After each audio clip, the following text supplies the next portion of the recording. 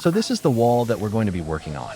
It has a lot of texture, as you can see, and I'm just going to go ahead and start prepping it up. I'm using joint compound here, and what I do is kind of like fill in all those holes. So when I sand them down later, they won't show through. This helps with the final product. As you can see, there are some bigger spots, but don't worry about those too much right now. Just get everything covered first. Now, once I have done filling everything, it should look something like this. You want to make sure every spot is filled in nicely. That way, when you come back to sanding, you don't have any issues. After letting the joint compound dry for a few hours, we move into the next step. Here I am applying the first coat of primer. What this does is help create an even surface for our paint to adhere properly. If you skip this step or apply multiple coats, your finish will not turn out how you expect it to. Make sure your roller is nice and wet to avoid streaks from forming.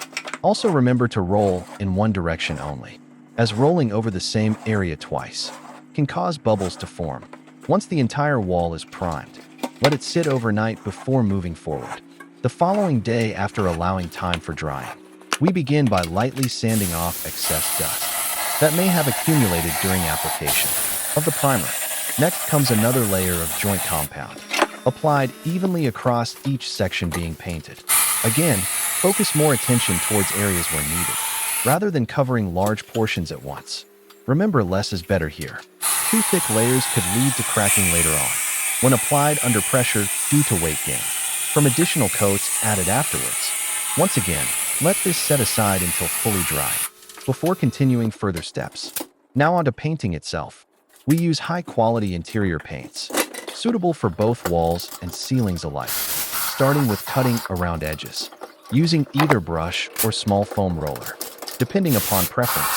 Then proceed with larger sections via regular rollers, or spray guns if available. Always ensure proper ventilation, while working within confined spaces, such as closets, etc. Keep windows open whenever possible, since fumes released while mixing materials together may contain harmful chemicals, which aren't good for breathing purposes. Additionally, wear protective gear such as masks whenever necessary throughout project's duration, just in case anything goes wrong unexpectedly during said process. Finally, allow adequate curing times between coats, accordingly based upon instructions provided within specific products' packaging labels themselves, prior initiating new applications, after finishing previous ones previously completed beforehand. Now that we have finished painting, the last thing left to do is add caulking around door frames and window sills.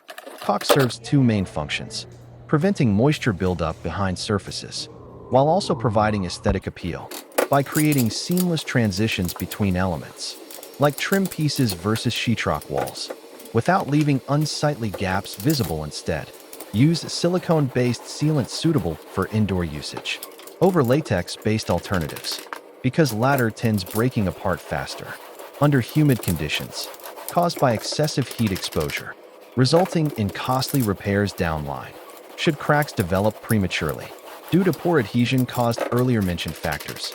Apply generously along seams, ensuring full coverage, yet avoiding overflows beyond intended boundaries wherever possible, since cleanup becomes cumbersome otherwise. If allowed, run wild unchecked, letting newly installed caulk cure completely. Before touching again, avoid smudging marks left behind post-completion, which ruins its appearance, rendering whole efforts useless altogether. Last but certainly not least, once everything else has been completed successfully, including painting and caulking procedures already discussed above, installation begins taking place immediately afterward. With respect toward timing schedules, ensure nothing overlaps, causing potential damage, either intentionally or unintentionally, throughout processes involved thus far respectively.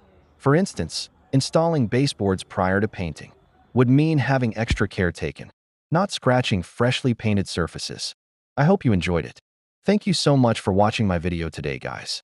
Please feel free to leave comments below in future videos, so you never miss an upload.